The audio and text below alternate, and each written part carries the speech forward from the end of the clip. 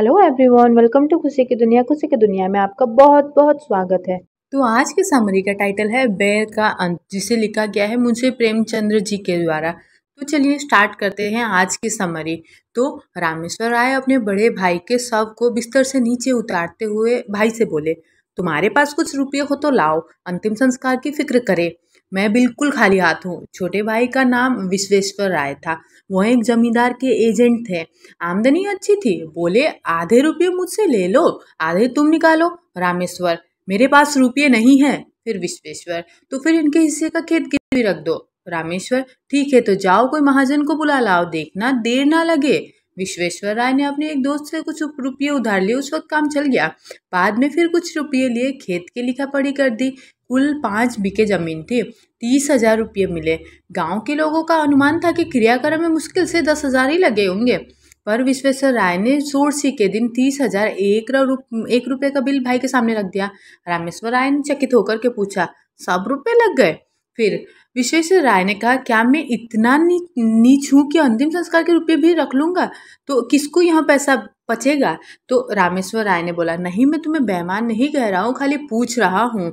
तो फिर कुछ उसे जिस बन्नी उसको ही जा करके पूछ लो, जिस बन्नी से ये चीजें लाई गई है, जाओ उसको जा करके पूछ लो। साल भर के बाद एक दिन विश्वेश्वर राय ने भाई से कहा, रुपये हो तो लाओ, खेत छुड़ा ले। रामेश्वर, मेरे पास रुपये कहाँ से आएंगे? घर का हाल तुमसे छुपा हुआ थोड़ी है। विश्वेश्वर, तो मैं 100 रुपये दे करके जमीन छुड़ा लेता हूँ। जब तुम्हारे पास रुपये हो, आधा दे करके आधी जमीन मुझसे ले लेना। रामेश्वर, अच्छी बात है, छुड़ा लो। 30 साल गुजर गए। विश्वेश्वर जमीन को भोगते रहे। उसे खाद गोबर से खूब सजाया। उन्होंने फैसला लिया कि ये जमीन ना छोड़ूंगा, मेरा तो इस पर खानदानी हक हो गया, अदालत से भी कोई नहीं ले सकता। रामेश्वर राय ने कई बार कोशिश की कि रुपये देकर के अपना हिस्सा ले ले, पर 30 साल में वे कभी 15,000 रुपये जमा ना कर सके। मगर रामेश्वर राय का लड़का जागेश्वर कुछ संभल गया। वह गाड़ी लादने का काम करता था और इस काम से उसको अच्छा खासा फायदा भी होने लगा था। उसे अपने हिस्से की रात दिन चिंता रहती थी। तो ये चिंता में अंत में उसने रात दिन मेहनत करके काफी पैसा बटोर लिया। एक दिन चाचा से बोला, काका, अपने रुपये ले लीजिए, मैं पिताजी के हिस्से पर अपना नाम लिखवा लूं। विश्वेश्वर, अपने बाप की तुम ही चतुर बेटे नहीं हो, इतने दिनों तक कान नहीं लाए। जब मैंने जमीन सोना बना लिया तब हिस्सा बांटने चले आए हो, तुमसे मांगने तो नहीं गया था। जागेश्वर, तो अब जमीन न मिलेगी? भाई का हक मार करके कोई सुखी नहीं रहता है। विश्वेश्वर, जमीन हमारी है, भाई की नहीं। तो आप सीधे न दीजिएगा? तो विश्वेश्वर, न सीधे दूंगा न टेढ़े दूंगा, जाना है तो जाओ अदालत। तो फिर उसका बेटा बोला, भाई का बेटा बोला, अदालत जाने की मेरी हिम्मत नहीं थी, हैसियत नहीं है, नहीं हिम्मत है, पर इतना कह देता हूँ कि जमीन चाहे मुझे ना मिले पर आपके पास रहने नहीं देगे दूंगा। जागेश्वर ने हुड़की थी, ये धमकी जाकर के किसी और को देना। विश्वेश्वर राय बोले, तो फिर ये ना कहिएगा कि भाई होकर के दुश्मन हो गया। 1,000 गांठ में रख करके तब जो कुछ जी में आए करना। तो फिर जागेश्वर, मैं गरीब आदमी इतना रुपया कहाँ से लाऊंगा? पर कभी कभी भगवान गरीबों पर दयालु हो जाते हैं। विश्वेश्वर, मैं इस डर से बिल नहीं खोद रहा हूँ। रामेश्वर राय तो चुप ही रहा, पर जागेश्वर माफ करने वाला न था। वकील से बातचीत की। वह अब आधी नहीं पूरी जमीन पर दांत लगाए बैठा था। सिद्धेश्वर राय की एक लड़की थी तपेश्वरी। अपने जीवन काल में भी उसकी शादी कर चुके थे। उसे कुछ मालूम ही न था कि बाप ने क्या छोड़ा, किसने क्या लिया। क्रियाक्रम अच्छी तरह से हो गया और वो इसी तरह से खुश थी। सोरसी में आई थी, फिर ससुराल चली गई थी। 30 साल हो गए, न किसी ने बुलाया, न वो मायके से आई। तो ससुराल की दशा भी अच्छी नहीं थी। पति का देहांत हो चुका था। लड़के भी कम वेतन पर नौकरी करते थे। जागेश्वर ने अपनी फूफी को उकसाना शुरू किया। वो चाहता था कि वो कोर्ट में केस फाइल करे। तपेश्वरी ने कहा, बेटा, मुझे भगवान ने जो दिया है मैं उसी में मगन हूँ, खुश हूँ। मुझे जगह जमीन नहीं चाहिए। मेरे पास केस करने के पैसे भी नहीं है। तो जागेश्वर बोला, रुपये मैं लगाऊंगा, तुम खाली केस कर दो। तापेश्वरी बोली, भैया तुम्हें खड़ा कर किसी काम का ना रखेंगे। फिर जागेश्वर बोला, वह नहीं देखा जाता आपको कि वो जायदाद लेकर के मजे उड़ाए और हम मुंह ताके? तो मैं अदालत का खर्च दे दूंगा, इस जमीन के पीछे बिक जाऊंगा, पर उनका गला ना छोड़ूंगा। तपेश्वरी बोली, अगर जमीन मिल भी गई तो तुम अपने रुपयों के बदले में ले लोगे, मेरे हाथ क्या लगेगा? मैं भाई की दुश्मन क्यों बनूं? जागेश्वर बोला, जमीन आप ले लीजिएगा, मैं सिर्फ चाचा साहब का घमंड तोड़ना चाहता हूँ। तपेश्वरी बोली, अच्छा, जाओ फिर मेरी तरफ से केस कर दो। जागेश्वर ने सोचा, जब चाचा साहब की मुट्ठी से जमीन निकल आएगी तब मैं 5,000 रुपये साल पर इनसे ले लूंगा। इन्हें अभी कौड़ी नहीं मिलती, जो कुछ मिलेगा उसको बहुत समझेंगे। दूसरे दिन केस कर दिया। कोर्ट में मुकदमा पेश हुआ। विश्वेश्वर ने साबित कर दिया कि तपेश्वरी सिद्धेश्वर की बेटी ही नहीं है। गांव के आदियों पर विश्वेश्वर दाई का दबाव था। सब लोगों से रुपये पैसे उधार ले जाते थे, तो मामले मुकदमे में उनसे सलाह लेते। सब ने अदालत में बयान दिया कि हम लोगों ने कभी तपेश्वरी को नहीं देखा, सिद्धेश्वर की कोई लड़की ही न थी। जागेश्वर ने बड़े बड़े वकीलों से केस लड़वाया, बहुत पैसा खर्च करवाया, लेकिन जज ने उसके खिलाफ फैसला सुनाया तो बेचारा हताश हो गया। विश्वेश्वर की अदालत में सबसे जान पहचान थी। जागेश्वर को जिस काम के लिए मुट्ठी भर रुपये खर्च करने पड़ते थे वहां विश्वेश्वर मुफ्त में करा लेता था। जागेश्वर ने अपील करने का फैसला लिया। रुपये न थे, गाड़ी बेल बेच डाली, अपील हुई। महीनों मुकदमा चला। बेचारा सुबह से शाम कोर्ट में काम करने वालों और वकीलों की खुशामद किया करता था। रुपये भी खर्च हो गए, महाजनों से खर्च लिया। 5,000 का बोझ सिर पर हो गया था, पर अब जीत ने आंसू पोंछ लिए थे। विश्वेश्वर ने हाई कोर्ट में अपील की। जब विश्वेश्वर ने हाईकोर्ट पे अपील कर दी, जागेश्वर को अब कहीं से रुपये न मिले। मजबूर होकर के उसने अपने हिस्से की जमीन गिरवी रखी, फिर घर बेचने की नौबत आई। यहाँ तक कि औरतों के गहने भी बिक गए। अंत में हाईकोर्ट से भी उसकी जीत हो गई। खुशी के जश्न में बची कुची पूंजी भी निकल गई। 1,000 पर पानी फिर गया। हाँ, संतोष यही था कि ये 5 बीके मिल गए। तपेश्वरी क्या इतनी बेरहम हो जाएगी कि थाली मेरे सामने से खींच लेगी? लेकिन खेत पर अपना नाम आते ही तपेश्वरी की नीयत बिगड़ी। तो उसने एक दिन गांव में आकर के पूछताछ की तो वो 5 बीके 1 लाख पर बिक सकते हैं। तो बस 25,000 था उसका लगन के रूप में। 75,000 रुपये साल का फायदा था। इस रकम ने उसे बेचैन कर दिया। उसने ठेकेदार को बुलवा कर उसके साथ बंदोबस्त कर लिया। जागेश्वर राय हाथ मलता रह गया। आखिर उससे न रहा गया। बोला, फूफी जी, आपने तो जमीन दूसरों को दे दी, अब मैं कहाँ जाऊं? तपेश्वरी बोली, बेटा, पहले अपने घर में दिया जला करके तब मस्जिद में जलाते हैं। इतनी जगह मिल गई तो मौके से नाता हो गया, नहीं तो कौन पूछता। मैं तो उजड़ गया। तो जो फिर तपस्वरी बोली, जिस लगन पर और लोग ले रहे उसमें से कुछ रुपये कम करके तुम्ही क्यों नहीं ले लेते? तपेश्वरी तो 2-4 दिन में विदा हो गई। रामेश्वर राय पर जैसे बिजली गिर गई। बुढ़ापे में मजदूरी करनी पड़ी। मान मर्यादा भी हाथ से धोल दिया। रोटियों के लाले पड़ गए। बाप बेटे दोनों सुबह से शाम तक मजदूरी करते, तब कहीं जाकर के घर में आग जलती। दोनों में बहुत बहस होती। रामेश्वर सारा अपराध बेटे के सिर पर रखता। जागेश्वर कहता, आपने मुझे रोका होता तो मैं क्यों उस मुसीबत में फंसता। उधर विश्वेश्वर राय ने महाजनों को उकसा दिया। साल भी न गुजरने पाया था कि बेचारे बेसहारा हो गए। रामेश्वर राय की जमीन निकल गई। घर नीलाम हो गया। 10-20 पेड़ थे, वे भी नीलाम हो गए। चौबोजी दुबने बने, गरीब हो गए। तो इस पर विश्वेश्वर राय के ताने और भी गजब ढाते। यह तकलीफ का सबसे नोकदार कांटा था। आतंक का सबसे बेरहम वार था। 2 साल तक इस दुखी परिवार ने जितनी मुसीबतें झेली थी, यह उसी का दिल जानता था। कभी पेट भर खाना न मिलता था। हाँ, इतनी आन थी कि नीयत नहीं बदली। गरीबी ने सब कुछ किया पर आत्मा का वतन ना कर सका। कुल मर्यादा में आत्मरक्षा की बड़ी शक्ति होती है। एक दिन शाम के समय दोनों आदमी बैठे आग सेक रहे थे कि अचानक एक आदमी ने कहा, ठाकुर चलो, विश्वेश्वर राय तुम्हें बुलाते हैं।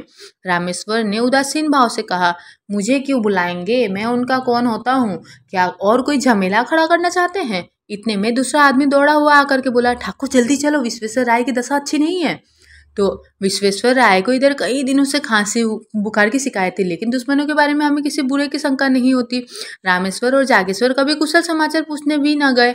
फिर कहते, उन्हें क्या हुआ है? अमीरों के पैसे का रोग होता है। जब आराम करने को जी चाहा पलंग पर लेट गए, दूध में साबुदाना उबालकर मिश्री मिलाकर खा लिया और फिर उठ बैठे। विश्वेश्वर राय की दशा अच्छी नहीं है, ये सुनकर के भी दोनों जगह से ना हिले। रामेश्वर ने कहा, दशा को क्या हुआ है? आराम से पड़े बातें तो कर रहे हैं। जागेश्वर बोला, किसी वैद्य हकीम को बुलाने भेजना चाहते होंगे, शायद बुखार तेज हो गया है। रामेश्वर बोला, यहाँ इससे इतनी किसको फुर्सत है? सारा गांव तो उनका हितोषी है, जिसे चाहे भेज दे। फिर जागेश्वर बोला, हर्ज क्या है, जरा जा करके सुन जाओ। रामेश्वर बोला, जा करके थोड़े उबले बटोर कर ले आ। तो फिर ठाकुर सुहाती करनी आती तो आज यह दशा न होती। यानी भगवान के बताए सच्चे रास्ते पे चलना आता तो ये दशा न होती। जागेश्वर ने टोकरी उठाई और खेत की ओर तरफ चल दिया। इतने में विश्वेश्वर राय के घर से रोने की आवाज आई। उसने टोकरी फेंका और दौड़ा हुआ चाचा के घर में जा पहुंचा तो देखा कि लोग उन्हें चारपाई से नीचे उतार रहे थे। जागेश्वर को ऐसा जान पड़ा मेरे मुंह में कालिक लगी हुई है। वह आगे से बरामदे में चला आया और दीवार में मुंह छिपा करके रोने लगा। जवानी में खून में उबाल आता है, ये गुस्से में आग होते ये तो दया से पानी भी हो जाते हैं। तो विश्वेश्वर राय की 3 बेटियां थी, उनकी शादी हो चुकी थी। 3 बेटे थे, वे अभी छोटे थे। सबसे बड़े की उम्र 10 साल से ज्यादा न थी। माँ भी जिंदा थी। खाने वाले तो 4 थे, कमाने वाला कोई न था।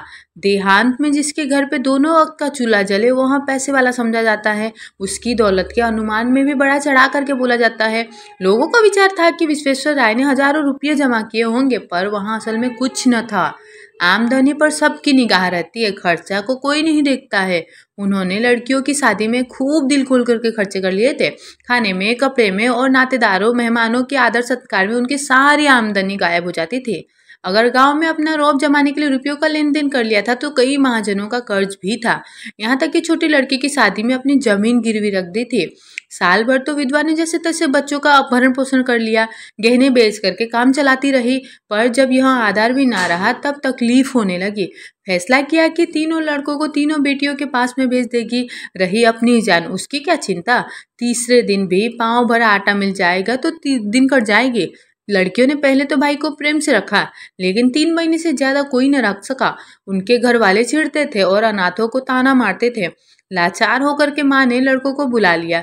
छोटे छोटे लड़के दिन दिन भर भूखे रह जाते थे। किसी को कुछ खाते देख करके घर में जाकर के माँ से मांगते, फिर माँ से मांगना छोड़ दिया। खाने वालों के ही सामने जा करके खड़े होने लगे और ललचाई भूखी नजरों से देखने लगते। कोई तो मुट्ठी भर चना निकाल करके दे देता, पर अक्सर लोग दुत्कार देते। ठंड के दिन थे, खेतों में मटर की फलियां लगी हुई थी। एक दिन तीनों लड़के खेत में घुसकर मटर उखाड़ने लगे। किसान ने देख लिया, दयावान आदमी था। खुद एक बोझ मटर उखाड़कर विश्वेश्वर राय के घर पे लाया और ठकुराइन से बोला, काकी लड़कों को डांट दो, किसी के खेत में न जाया करे।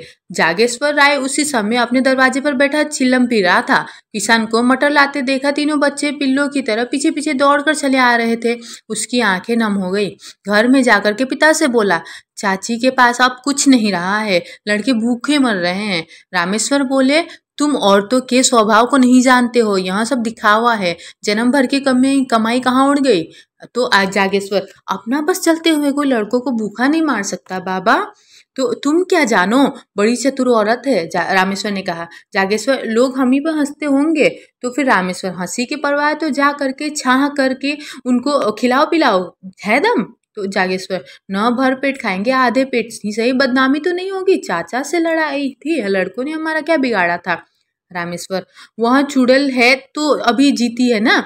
तो जागेश्वर चला आया। उसके मन में कई बार यह बात आई थी कि चाची की कुछ मदद कर दिया करूं, पर उनकी चली गली बातों से डरता था। आज से उसने एक नया ढंग निकाला है। लड़कों को खेलते देखता तो बुला लेता, कुछ खाने को दे देता।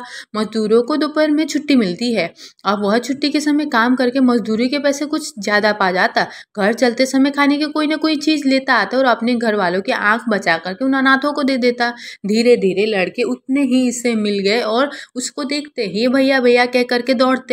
दिन भर उसकी राह देखा करते। पहले माँ डरती थी कि कहीं मेरे लड़कों को बहला करके वहां से पुराना बदला तो न निकालना चाहते हो। वह लड़के को जागेश्वर के पास जाने और उसे कुछ लेकर के खाने से रोकती। पर बच्चे दुश्मन और दोस्तों को बूढ़ों से ज्यादा पहचानते हैं। लड़के माँ के मना करने की परवाह ना करते। यहाँ तक कि धीरे धीरे माँ को भी जागेश्वर के प्रेम पर विश्वास आ गया। एक दिन रामेश्वरम ने बेटे से कहा, तुम्हारे पास रुपये बढ़ गए तो 4 पैसे जमा क्यों नहीं कर लेते, लुटाते क्यों हो। जागेश्वर, मैं तो एक एक कौड़ी की बचत करता हूँ। रामेश्वर, जिन्हें अपना समझ रहे हो वो एक दिन तुम्हारे दुश्मन होंगे। जागेश्वर, आदमी का धर्म भी तो कोई चीज है, पुराने बैर को एक परिवार की भेंट नहीं चढ़ा सकता। मेरा बिगड़ता ही क्या है, यही ना कि रोज 2 घंटे और मेहनत करनी पड़ती है। रामेश्वर ने मुंह फेर लिया। जागेश्वर घर में गया तो उसकी पत्नी ने कहा, अपने मन की ही करते हो, चाहे कोई कितना भी समझाए, पहले घर में आदमी दिया जलाता है। जागेश्वर, हाँ हाँ, लेकिन ये तो ठीक नहीं कि अपने घर में दिया की जगह मोमबत्ती जलाए और मस्जिद को अंधेरा ही छोड़ दे। पत्नी, मैंने साथ शादी किया कि मानो कुएं में ही गिर पड़े। कौन सा सुख देते हो मुझे, गहने उतार लिए, अब सांस भी नहीं लेने देते हो। जागेश्वर, गहने तो जागेश्वर, मुझे तुम्हारे गहनों से भाइयों की जान प्यारी है। पत्नी ने मुंह फेर लिया और बोली, दुश्मन की संतान कभी अपनी नहीं होती। जागेश्वर ने बाहर जाते हुए जवाब दिया, बेर का अंत बेर के जीवन में के साथ में ही हो जाता है। इस कहानी के माध्यम से मुंशी जी ने घर घर पे घटने वाली घटनाओं की कहानी बताई है कि कैसे इंसान पैसों के लालच में अपने करीबी और गहरे रिश्तों को भुला करके अपनों को धोखा देने से भी बाज नहीं आता है। पर विश्वेश्वर राय ने अपने भाई को धोखा दिया और केस जीतने के बाद तपेश्वरी भी। पर कहते हैं ना कि किसी का हक मार करके कोई कभी सुखी नहीं रह सकता है।